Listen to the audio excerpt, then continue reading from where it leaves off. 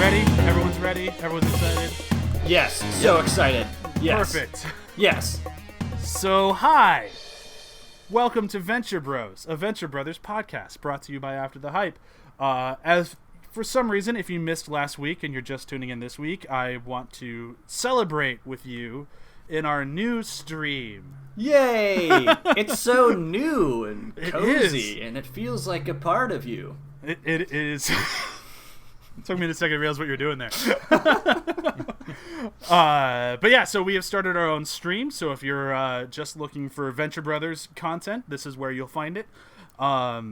If you are just listening to us through the After the Hype stream, after this episode, we will no longer show up here. So you have to go find us in our other Venture Brothers stream. So I'm sorry that you have to subscribe to yet another podcast for them to pile up in your phone and not be listened to. But this one you'll listen to because it's about Venture Brothers. Yeah. Right? Much better. Much better. It's way better than any of those true crime podcasts that you have on there, because I know you have them on there. That are just sitting there that you really don't want to listen to because they're really fucking depressing. Oh, you sheeple, you. I'll get done insulting the audience now. Yep. Go get some avocado toast. Okay, so I am your host, as always, Bryan Dressel. With me, as always, is Graham, the man no longer with a plan, Mason. Hello. Yeah, no plan. No plan for me. Nicholas freed the man, Mason. You guys got married last week, if you We didn't did. know. Yeah, it was a wonderful ceremony. I Our married wives you. are very upset.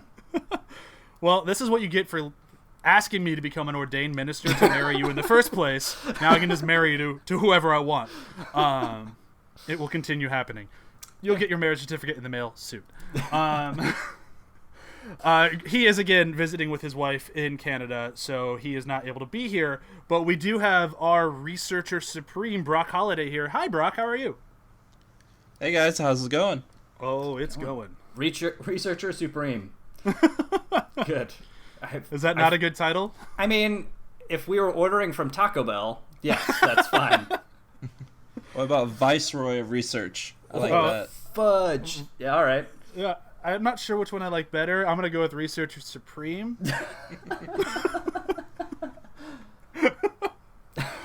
Graham has known me for well over 10 years at this point. Well, not well over, but over 10 years. Graham, would you say I'm good at titles? Yeah, yes, definitely. Drifting is still a working title. It's a film I wrote for him like 9 years ago. Yep.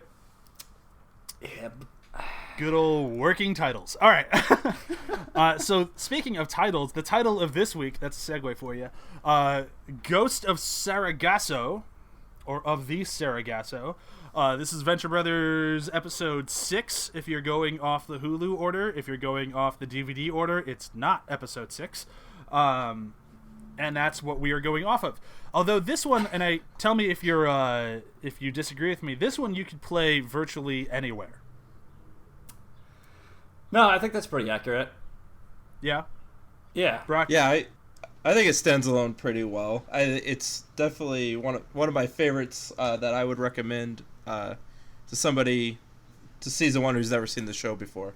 Yeah, this would be a good one if you've never seen an episode. Just kind of like Tag Seal You're It. It'd be a good one of just like, oh, you want to get the flavor of the show? Check out this one episode. You don't really need to know anything before it or after it, but if you like this one, you probably could go throughout the rest of it. Yeah, I mean, you could, really pluck this one out of anywhere and play it. I feel like, many of the other ones, even Tag Seal You're It, has more world building in it, but this one is just kind of like, just for fun. Though it does have a lot of David Bowie references in this. Yeah, but that's not important till later, so. A ton. It's almost like they like David Bowie. Huh. You know, I never thought about it like that. I know, just mind explosion, right? Interesting. Huh. I wasn't bright enough to get all the David Bowie love until he came into the second season. I'm not a smart man. So glad you're doing our research. Before we go too far into it, though, Brok, do you want to handle this week again? Tell everyone what happens in this episode? All right, can I only go up from here? So Somewhere over the Bermuda Triangle, back in 1969, the original Team Venture, including Jonas Venture, Kano, and Colonel Gentleman, are on the X-2 above when Sky Pilot Major Tom flies the TVC-15, an experimental craft, and crashes it into the ocean. And flashback to present day when Dr. Venture is trying to salvage one of his father's last experimental jets. He digs up more than anyone expected, and it's up to Hank, Dean, and Brok to deal with the pirates who overrun their boat. And that comes from the Team Venture wiki. Okay. Nice.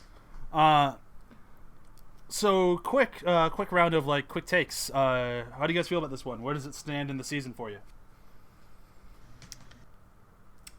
I like it. It's an entertaining episode. It's got pretty much like any other episode, it's got a bunch of wonderful one-liners.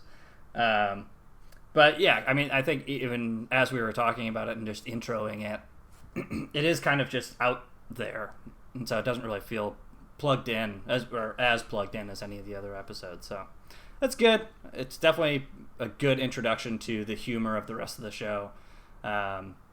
But I really do like many of the other episodes that have more world building, more ties, and all that stuff. So, though the David Bowie references were pretty incredible, and I didn't really get all of them until basically just this morning when I rewatched it. I'm like, oh wow, it's half of the episode. Oh yeah. It's definitely a great standalone episode. I feel bad. I would say through all the episodes, though, first season, it's kind of a little bit forgettable. Yeah. Not a bad way, just because it's so isolated, you kind of forget about it until you're, binging through the DVDs and you've come through it again. You realize how good it actually is. Yeah, I'm kind of in that same boat. Like, it's not my go-to episode virtually ever, but it's one that when it comes on, kind of like how we talked about last week, it's like, oh, when this one's on, I'm not going to fast forward through it. I'm not going to skip it. I really enjoy everything in it. And it could be because I'm a big David Bowie fan, and that's could be why I like it as much as I do. Or it could just be that I love the pirate. Like, the pirate is one of my favorite characters in the entirety of the show, and it's such a great way to meet him. Just like this. Can we get a ride home? Can we get a ride home? You killed Steve, and like it's just this guy who's like. You have the guild, you have like the OSI, you have all these crazy organizations for these people who just have too much money and no hobbies. And then you have ghost pirates, which have nothing to do with anything. And it's just this kind of career that he fell into because his boat got stuck. Like,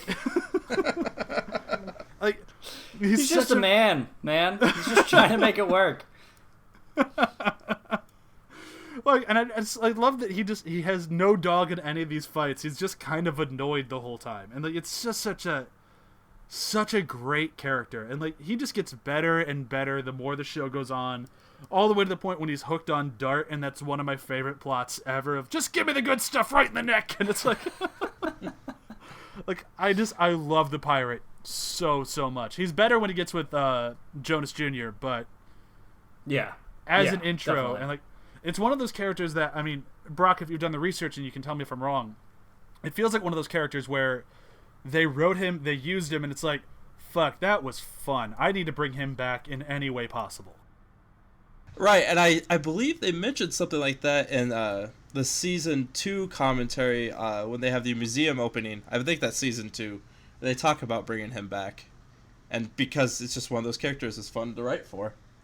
Yeah, it's kind of like when they did Sergeant Hatred. It's one of those things where it's like, man, I have fun writing Sergeant Hatred. I have fun doing his voice. Like, I remember listening to Doc Hammer talk about it. I think it was at a convention. He's like, the main reason he kept coming back was just because we loved doing it. And, the pirate kind of feels like that sort of character to me. It's like, he very easily could have been a one-off and never seen again. Yeah. But he's such a cool character, they had to bring him back. Yeah. And I think everybody loves doing a pirate voice. So oh yeah, you can't deny that. Other things in this episode that I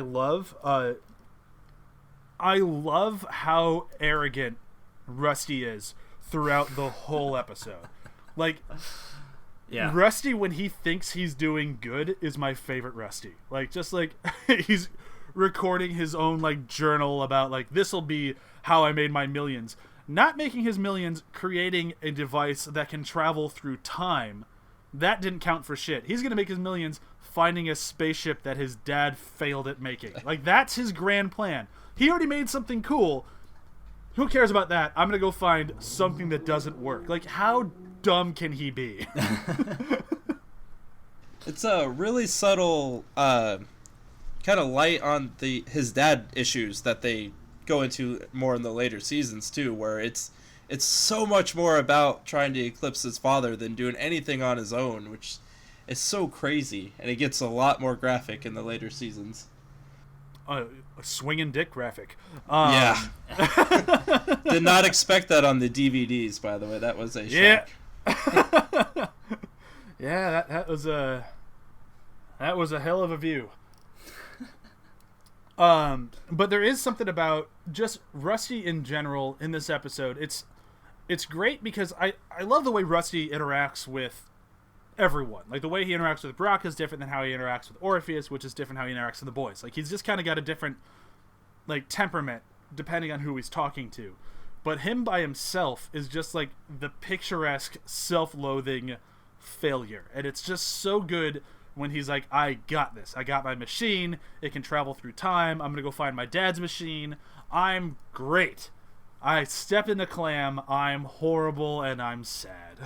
Yeah, and it's definitely how he sees himself, in his best, worst light. And it's definitely another one of those moments, like, I know the creators talked about this a bunch in the beginning, and then they kind of backstepped it later to be like, how this is all about failure and how failure is beautiful. And in this is another one of those moments of, failure through success. It's like you said, it's like he created something awesome, so he succeeded there, and then he's failing because he's choosing to use it just like a total idiot. Yeah. Like, and I love this, like, it works so well, it brings somebody back from the dead. Like, it works so well. And that's not at all what he cares about. He just wanted to find the spaceship. I don't even think he's aware of it. He has no idea that he did that. No. When that thing shows up at the end of it, he just freaks him the fuck out. He doesn't know what he had made. The eyes! The eyes! Who are you? This is also one of my favorite episodes for Dean. I think Hank is good in this episode. I like how he has to be Brock's hands. Like, that's a really cool little subplot. Grab the handle, push the button. Let go of your own neck.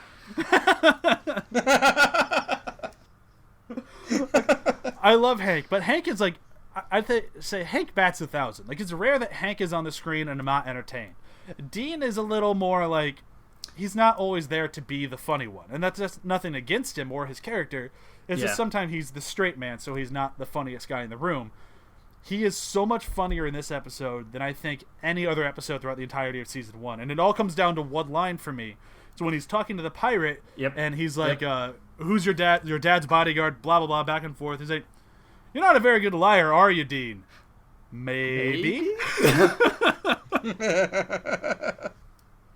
Yeah, that's definitely one of my favorite moments. And as you were talking, I was like, he doesn't really have that many good one-liners that I would actually remember and quote, but definitely that one. Yeah, that one's so good. Like, that really, it's funny, like, going back to this episode, which we've all kind of agreed it's not necessarily forgettable, but not really a go-to episode. Mm-hmm. And that has cracked my personal vocabulary so much. Just the maybe, and it's one of those ones where I didn't realize where it came from until I watched this. I'm like, oh yeah, that is definitely why I say that as much as I do. It's not as much as in a future episode of what could be more important than your family, science. That might be the most quoted thing for the show for me, but this one still gets in there a lot, and it's a really great Dean moment of, like, Dean's actually trying, and Dean's usually such a coward. Like, even the last episode we talked about, something slightly frightening happens. He pees his pants and ruins his hover boots. Look, in this episode, Dean's lactating too. Yeah.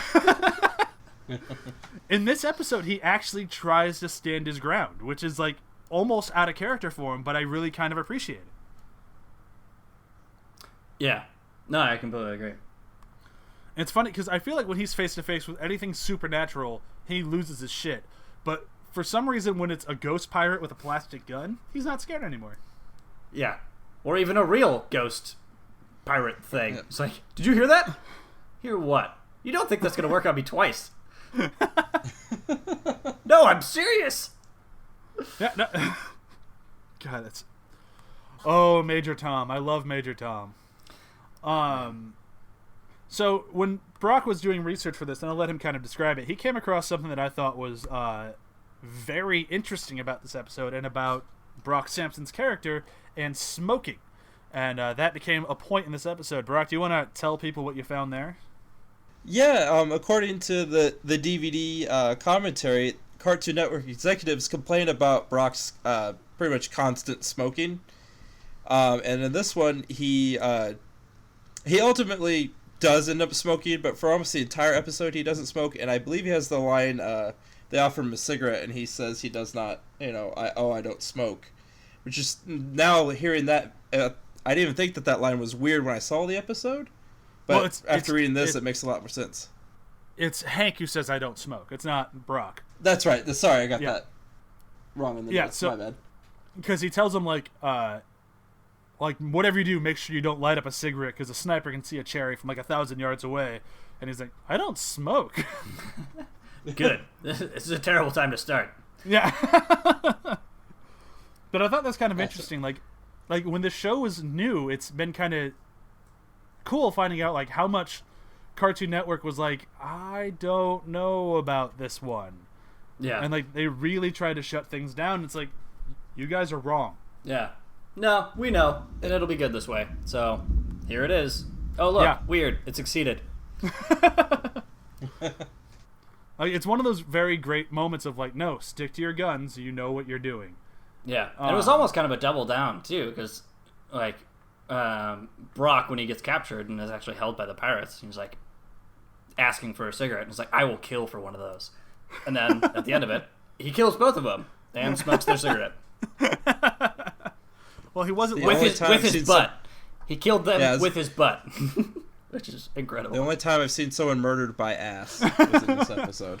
Oh my god, I've never watched it with subtitles on before, but my son was taking a nap, and I don't want to wake up a 1-month-old, so I had a little bit quieter, and I had subtitles. Hearing the subtitles of the guy who has his arm stuck in Brock's butt, because it's all just so fast. You say it and it's so loud. But the actual lines are ow, my arm is clamped in his ass. It's oh, I'm so glad I actually read what he was actually saying there. The line before he puts his hand in his ass, what if he's lying? What if he isn't? What if he isn't? That would be better? Oh, man. Actually, I think that may be one of the lines I've said to my friends a lot. What if they're lying? What if he isn't? It's a very I like Brock in this episode because it's one of the few times that he's taken out of the picture. It's very rare that Brock is not capable of something, and him actually being tied up until he gets somebody to shove his hand in his ass, he's he's kind of incapacitated, and he has to have Hank work for him. And and I love that he can convince even Hank. He can get Hank. He's so good at what he does. He can get somebody as stupid as Hank to take out multiple guys. Yeah. That's how good Brock is. Doesn't he ask if he's putting them to sleep? Yeah, will that put him more to sleep? No, that'll kill him.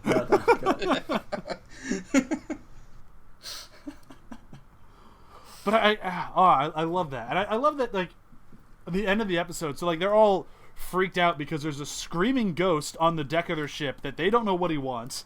And basically, we'll jump into, the whole original Venture crew after this. But, I don't know what we can do about this thing. He just standing there screaming. When Brock finally gets there, he just punches his head off and throws him in the water. And it's oh, well, we could have done that. And then he grabs the pirate by the throat and starts choking. But for me, like, it's not necessarily my favorite moment. We'll do that later, obviously. But the introduction to the original Venture crew is so great. Like, part of me has always wished that there could be just a one-off season or like a in-between season where you get to see Jonas Venture and the actual Venturer team. Oh, yeah. Because, like, they're so much fun. And, like the Action Man becomes one of my favorite characters, just murdering the shit out of everyone while screaming action. Like, all these characters are just so good. And this is the first time you actually get to meet them. And it's really... It speaks volumes as to why Rusty is the way he is. Like, these are the people that brought him up. And I think that's really kind of cool. I really like how that... You can see how A led to B. Yeah. Like, there was definitely a lot of thought put into it. Like, the opening of the show, the terrible travesty of losing Major Tom. And then Rusty Venture kind of stumbles out, kind of groggy. And then his dad's like, okay, well, we'll have Kano just send you downstairs and give you a warm glass of milk. Yeah. Like, wait, how... I mean, kudos, I guess, for being able to balance a terrible situation and not freak out in front of your kid. But holy crap, this is weird. Yeah, like, the reason that Rusty is very scarred, yeah, that makes sense. I get it. And he's just, like, as much as I like Jonas Venture, I like him as a character, I don't think he ever understood how terrible of a father he is. No. And it's like, he's as bad as a father as Rusty is a scientist. And, like, and that speaks volumes. And I like, as the show goes on, you find out more and more how bad of a dad he was. But I like that even, like, the first time you really see them together is way back when in the second episode with Careers in Science. But you just kind of got an idea that he was a scientist who went out on big grand adventures and always brought his son with him. And it was, like, maybe not the best idea, but not that bad. And then this is the first episode where you really get, like, oh, no, he didn't prioritize his son at all. His son was a tag-along. Yeah. His son was just there. Yeah. To basically be made profit of, like, through the Rusty Venture cartoon, like, he profited off his son his whole career until he disappeared or whatever the fuck happened to him. Maybe we'll find out at some point. Maybe it was Kato who killed him, but probably not. But I love seeing the Venture crew with Rusty. And that's at any time. With them, him as a kid or him as an adult, I love just, like, you can tell that Rusty just hates all of them. Yeah. And rightfully so. Yeah. Oh, yeah. But no, they are an incredible team. And I think that's pretty amazing, too, for this show to be able to balance not only this one universe, but also having history go back for... 50-something years, and have it still relate and intertwine and keep all of these relationships in order. I mean, it's an amazing feat. It's a great feat, and it's one of those episodes where it's like, I think it's such a good episode because you get all of that in one 22-minute go. Like, you get, like, the history of it, you get the current day, like, there's so much in this one packed episode, and I think that's why in the beginning of this we were saying it'd be a great episode if you haven't seen anything to just, like, oh, if you like this, you'll probably like the rest of it. Right. Because it's a really good snapshot of, like, what Venture Brothers could be as far as, like, the protagonist, I'll use the OSI and Guild of Columbus 10 vocabulary, the protagonist lives are like. Because this one has no bad guys in it. Like, there's no evildoers, there's no henchmen, there's ghost pirates, but those guys are more of just there. Product of, like, circumstance. Yeah. Yeah. They robbed a Toys R Us ship. Oh, God, that's so good. What have we not talked about? Like, what else do you guys like in this episode? Colonel Gentleman. Oh, by far, one of my favorite characters in the entire show. And this is his introduction, is this episode. I love Colonel Gentleman. I'm more of an Action Man guy myself, but I do love Colonel Gentleman. Because he's just Sean Connery. Like, he's just an asshole. They didn't have to do a lot of creation for that character. They're just like, oh, Sean Connery's an asshole. Let's put it into this. And it really works. Like, works really well. Yeah, especially later on. Yeah. Oh, man. When they find his dead, not dead body, it's so good. Oh, and I love his boyfriend. Like, Colonel Gentleman's a great character. Mm-hmm. Is there anything else that we've missed, or do we want to move on to the end of this? No, I mean, I just kind of want to reiterate and just mention of like, with the amount of stuff that they are able to pack into these episodes, and it's just that idea that more is more. Like, if it goes over people's heads and they don't get it, it's still entertaining. Yeah. Like, for you, Brock, or for me, like all the David Bowie references in the beginning, it's like, I didn't, certainly the first, 10 times watching this episode, I got a couple, obviously the obvious one of Major Tom, but all of the rest of them, basically the whole dialogue of that scene is basically referencing literally David Bowie lyrics. Yeah. That went over my head the first few times, but I still love the episode. The episode is still great. It's still funny. It still works. And not knowing that part of it doesn't make it not work, It's one of those things where it's going to be interesting as we go further and further into the show, because obviously, since they're so spaced out, I've seen the first 2 seasons the most. Yeah. And then I always rewatch before a new season comes out, but that means, like, season 6, I've only watched 1.5 times. So, like, it'll be really kind of interesting going through it again, like, because all of these episodes are so dense, I'm really looking forward to seeing what I've missed. Oh man, going forward, it's really like, and I've seen it all. Like, there's no surprises coming, but I'm still excited, almost as if I haven't seen it before.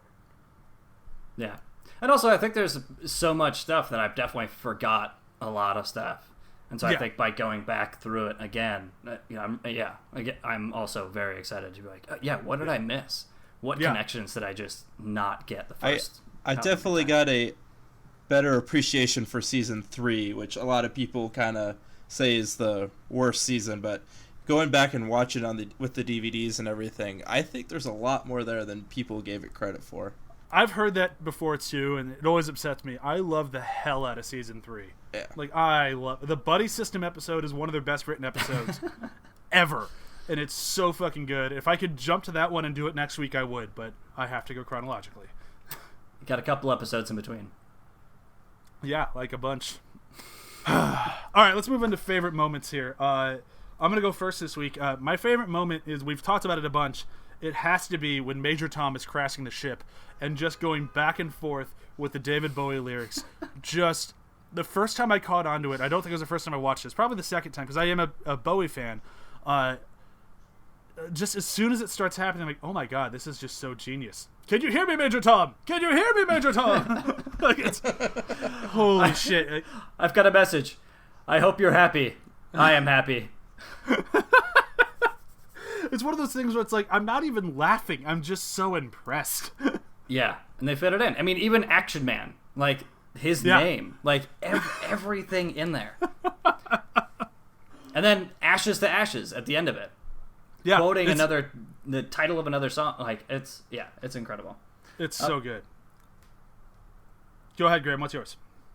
I think we already mentioned it. But yeah, when the ghost pirate is interrogating Dean at the front, he's like talking like, all right, where's Brock? Where are the keys? Where's this?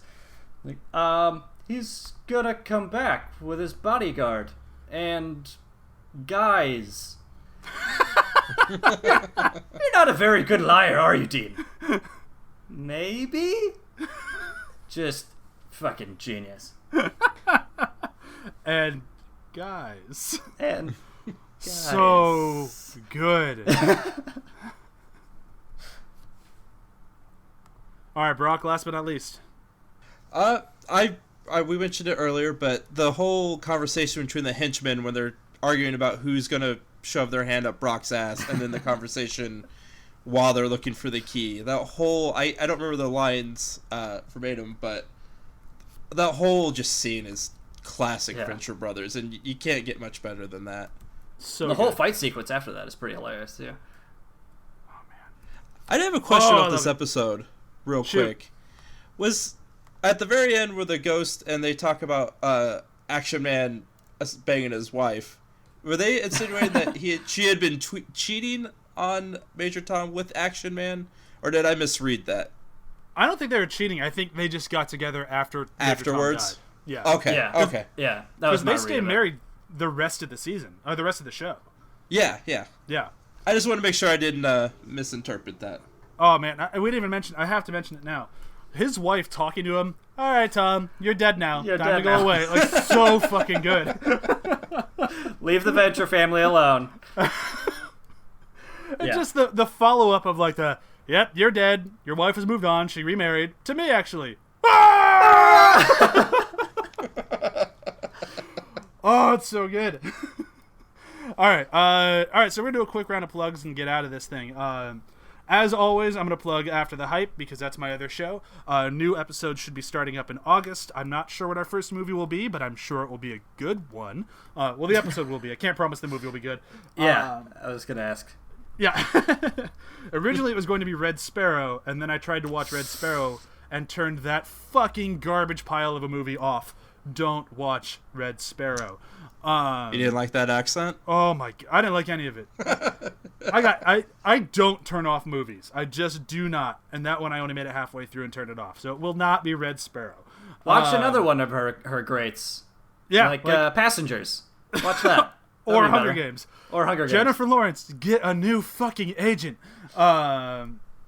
But yeah, so After the Hype, you can find us athpod.com. That is also the same website where you'll find this show. That, again, is athpod.com. And then starting in August, this might be a little early to announce this because I'm not sure if we're ready yet, but we might have 2 new shows starting up as well. Whoa. I don't want to spoil what they are, but we are planning on having 4 episodes in the ATH network, and or 4 shows, not just episodes. 4 shows. We're deleting all other episodes, and we're just going to have 4. We're really going to put them all on the table. Yeah. Really going for those 4. But yeah, whole 4 shows, and I'm really excited for all of them. So be sure to stay tuned to www.athpod.com for all of that. Brok, anything to plug? Yeah, a buddy of mine has a YouTube channel called Nick Wit, where he just does little 5-minute skits, and I think they're funny. He's a good friend of mine, so I want to plug that for him. How do you spell Nick? N-I-C or N-I-C-K? N-I-C-K. Cool. Graham, how are you plugging these days? Not really anything to plug, but if you guys like my my pirate voice, I actually play a small bit in a animated series called Flagon, Flagon. So you can look that up. It's pretty hilarious. I believe that's still on YouTube, right? I think it's still on YouTube. Yeah, and it's been in the works for a while, but hopefully there will be a season 2 coming up soon. So. Ooh, I actually have a part in season 2 if it happens. Hey, all right. Yeah, unless John goes back on his promise, and then I will take his first spawn. So that'll be okay. That's not true. I could never do it to. She's great. I feel so bad taking his firstborn. She's awesome. I was gonna say, yeah, she's pretty cool. But yeah, so that'd be the only thing. Yeah, it's cool. It's a pretty hilarious show. So yeah, it's a 16-bit web series about RPGs. If you like it at all. John did a phenomenal job writing it, and I highly recommend it. And you can hear Graham's lovely voice on it. Yeah. Yeah. So that's it for this week. Next week, I will look up really quick what the episode is because I instantly forgot because I'm good at my job. Give me 2 seconds here of just highlight and delete time. Is it Ice Station Impossible? I believe so. That does sound right. Let me just make sure. Go for it. Yes. All right, so tune in next week for Ice Station Impossible, and the week after that we'll be doing Are You There, God? It's Me, D. 2 phenomenal episodes, and I'm really, really looking forward to going into all of those. Yeah, so thanks again, everybody, and bye! Bye, guys!